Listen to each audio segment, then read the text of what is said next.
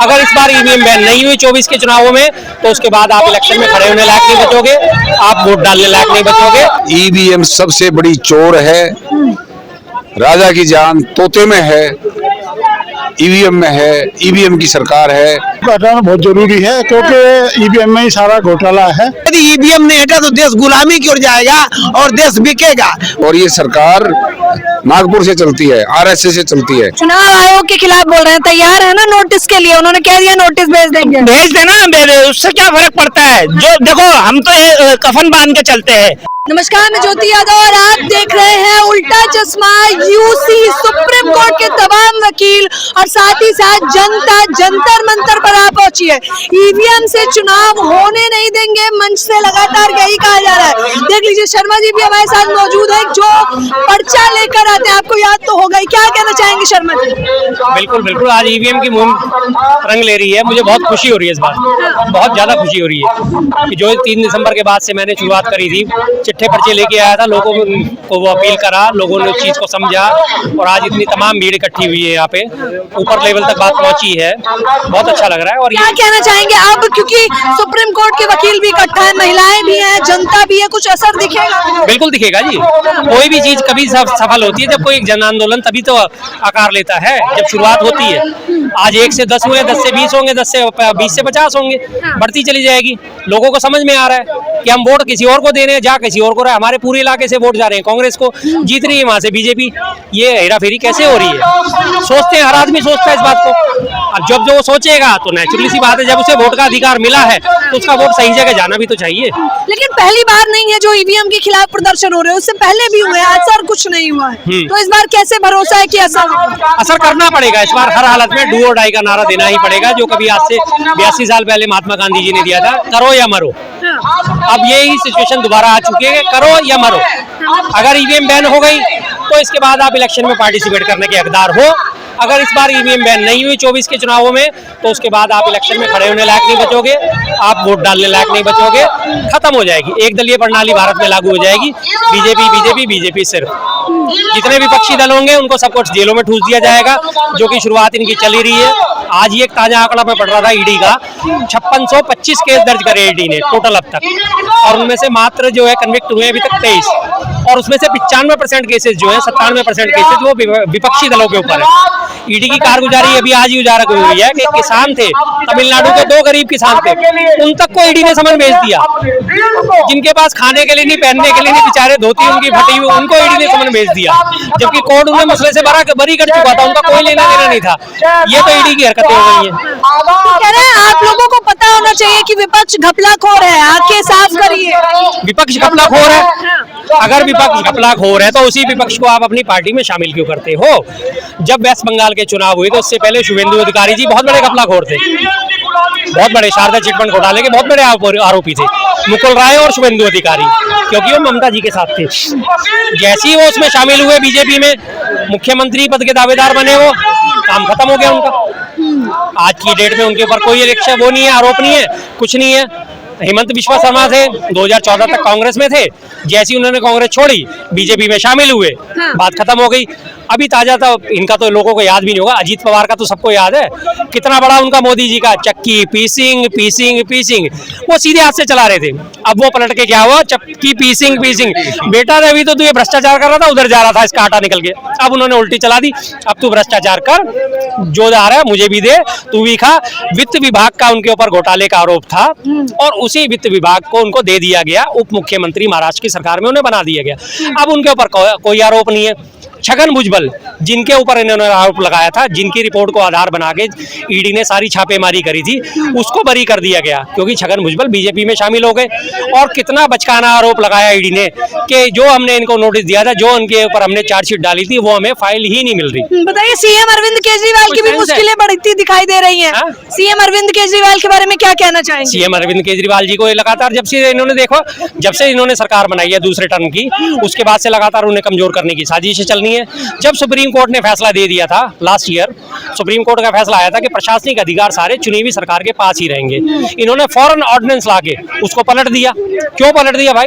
जब जनता किसी को चुन रही है तो तुम जनता का सम्मान करो ना। एक तरफ तुम कहते हो कि हम जनादेश का सम्मान करते हैं, जनता का सम्मान करते हैं, हम भारतीय जनता पार्टी है, जनता पार्टी अपने नाम के साथ जोड़ रखा है, तो जनता का सम्मान भी तो करो। जो जनता चुन के अगर केजरीवाल को ला रही है, आज तुम उसे काम नहीं करने दे रहे। केजरीवाल जी के मंत्रियों की और केजरीवाल जी की खुद की हैसियत इतनी खराब है कि वो एक क्लर्क को सस्पेंड नहीं कर सकते। अफसरों की सीआर लिखना तो बड़ी दूर की बात है। अफसर कब डरते हैं? जब मंत्री उनकी सीआर लिखते हैं, कैरेक्टर रिपोर्ट लिखी जाती है। अफसर जो लिखता है वो नीचे वाली की लिखता है, उससे बड़ा अफसर उसकी लिखता है। ये हमेशा एक प्रशासनिक का सिस्टम होता है कि जो ऊपर का अफसर सीआर लिखेगा तो नीचे के अफसर की अगर उसने सीआर खराब कर दी तो वो उससे डरेगा। अनुशासन तभी कायम होता है। आज उन मंत्रियों के पास, किसी के पास है ही नहीं, सीआर लिखने का अधिकार ही नहीं है। मतलब पद दे दिया है, पद तो उन्होंने जनता ने दिया है, उसके बाद भी उन्हें काम नहीं करने दिया जा रहा है। क्या कहना चाहेंगे आप? हाँ। केजरीवाल जी को तो शुरू से काम नहीं करने दिया जा रहा है। आप देख ही रहे हो, जब से उनकी सरकार बनी है किसी न किसी अभी ईवीएम पे आप लोग हल्ला बोल कर रहे हैं, कितना असरदार होने वाला है ये 24 से पहले? 24 से पहले इसका रिजल्ट आएगा। जिस तरीके से आज जो हम लोग यहाँ पर इकट्ठा हुए हैं और जनता ने जो अपना उत्साह दिखाया है, आने वाले टाइम में बैलेट पेपर से ही चुनाव होगा, क्योंकि ईवीएम से जनता का भरोसा उठ चुका है।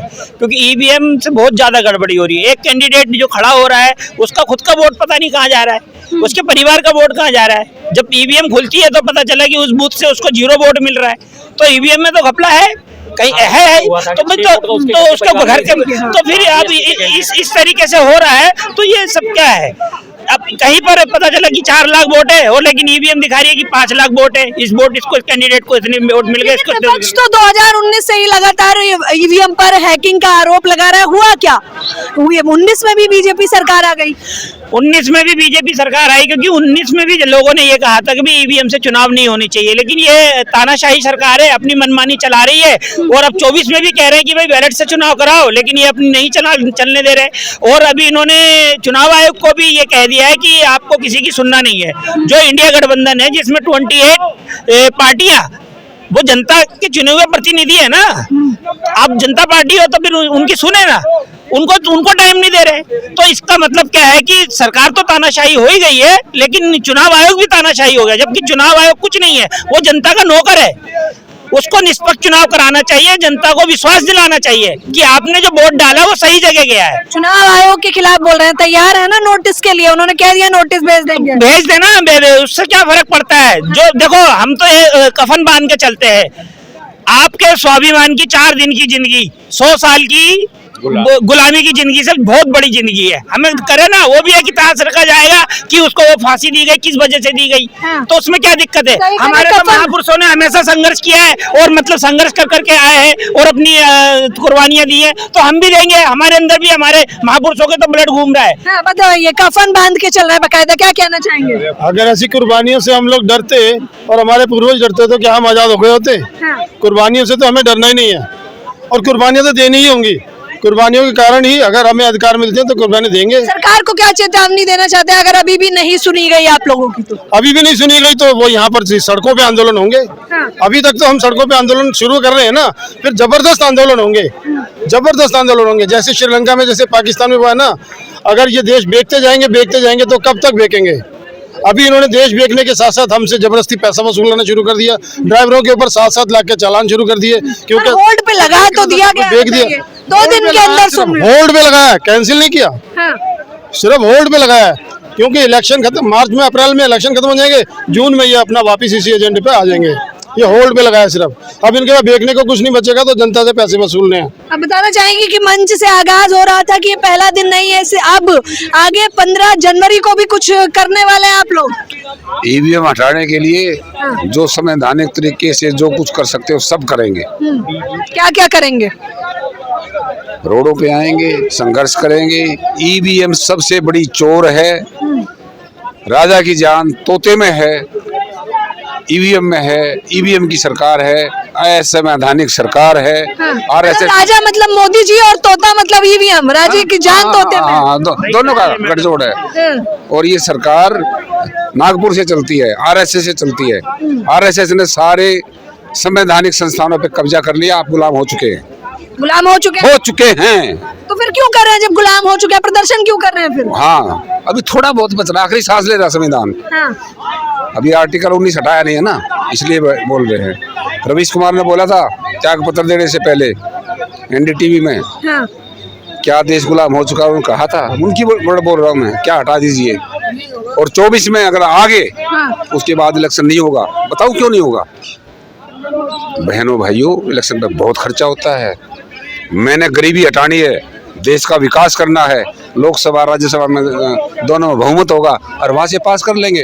कि 10 साल के लिए मैं इलेक्शन पोस्टपोन कर रहा हूँ, ये तरीका है। बताइए, अभी तो कह रहे हैं शुरुआत हुई है, आलम देखिए अब धीरे धीरे सो रहे हैं, इनको जगाने के लिए लग रहे हैं। जग जाएंगे तो ठीक है, नहीं तो मतलब गुलामी तो है ही। कहाँ से आए हैं? उत्तर प्रदेश। उत्तर प्रदेश से। आप कहाँ से आए हैं? दिल्ली से। दिल्ली से। दिल्ली आप तो सब जानते हैं, दिल्ली से। अलीगढ़। अलीगढ़। जो साहब ने बोला कि अभी से होपलेस होने की बिल्कुल भी जरूरत नहीं है। कोई भी एक जन आंदोलन होता है, 1 या 2 आदमियों से शुरुआत होती है। महात्मा गांधी जी का मैं इस मामले में सबसे बड़ा उदाहरण मानता हूँ। साउथ अफ्रीका से अकेले उनकी मुहिम शुरू हुई थी जब उन्हें डब्बे से उठा के बाहर फेंक दिया गया था। एक अकेले व्यक्ति थे, उससे पहले कोई अंग्रेजों के खिलाफ जबान नहीं खोलता था। वो आए, फिर भारत आए, भारत में आके उन्होंने धीरे धीरे आंदोलन खड़ा करना शुरू करा और धीरे धीरे आपने सबने देखा है कहीं से कहीं कोई उम्मीद नहीं लगती थी कि कभी हम अंग्रेजों से आजाद हो सकेंगे। जो आज हमारे ऊपर शासन कर रही है भाजपा और आरएसएस वाले लोग, ये अंग्रेजों के गुलाम थे उस वक्त भी, और ये इनका कोई योगदान नहीं रहा भारत को आजादी दिलाने में। ये तब भी पीछे खड़े हुए थे, अंग्रेजों के तलवे चाट रहे थे। सबसे बड़ा उदाहरण जनता को ही उठना पड़ेगा। जनता को ही उठना पड़ता है। जनता तब भी उठी थी, जनता अब भी उठेगी, ऐसी कोई बात नहीं। इसमें होपलेस होने की बिल्कुल मानेंगे। देखिए, ये हार नहीं मानेंगे। क्या कहेंगे?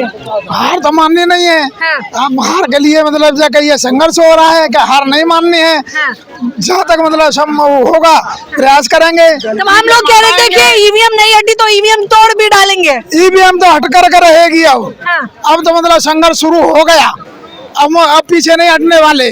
संघर्ष हो गया है, अब ईवीएम हट के रहेगी। ईवीएम हट के रहेगी। एकदम जान लीजिए कि 195 देशों में जो लोकतांत्रिक देश हैं, 20 देशों में ईवीएम से चुनाव होता है, कहीं ट्रायल के आधार पे।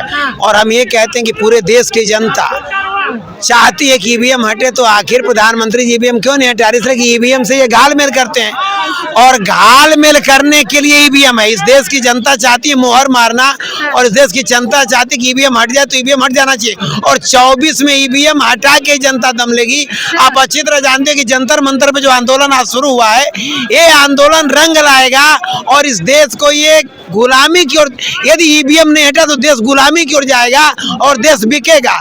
मोदी जी देश बेच के पूरा देश को नीलाम करा देंगे, इसलिए ईवीएम को हटाना बहुत जरूरी है। बहुत जरूरी। क्या कहेंगे अंत में? ईवीएम को हटाना बहुत जरूरी है, क्योंकि ईवीएम में ही सारा घोटाला है। और इसके खिलाफ जो है ना ज़्यादा से ज़्यादा आंदोलन करेंगे, क्योंकि बहुजन समाज बहुत बड़ा है। बहुजन समाज 15 में से 85% है, और 85% को तैयार करेंगे, आंदोलित करेंगे, सड़क पे लाएंगे। और बहुजन क्यों? मतलब देश दुनिया के लोग आ रहे हैं। हाँ, सभी को, सर्वजन को बुलाएंगे, सभी को बुलाएंगे। और श्रीलंका जैसा आंदोलन अगर ये नहीं मानेंगे, नहीं उसमें आएंगे, तो फिर श्रीलंका जैसा आंदोलन होगा, फिर इनको यहाँ से भागना पड़ेगा। देखिए, सरकार को उखाड़ फेंकने की बात कही जा रही है, और ये तमाम लोग, क्योंकि ये किसी पक्ष विपक्ष से नहीं है, पार्टियां नहीं है, ये जनता है जो कह रही है इस बार 24 के चुनाव से पहले ही ईवीएम को हटाना है, वरना तो आप समझ लीजिए कि क्या हाल होने वाला है। फिलहाल इस खबर के बारे में आप लोग अपनी प्रतिक्रिया देना बिल्कुल ना भूलें। कैमरा पर्सन फरदीन के साथ ज्योति यादव, उल्टा चश्मा, यूसी।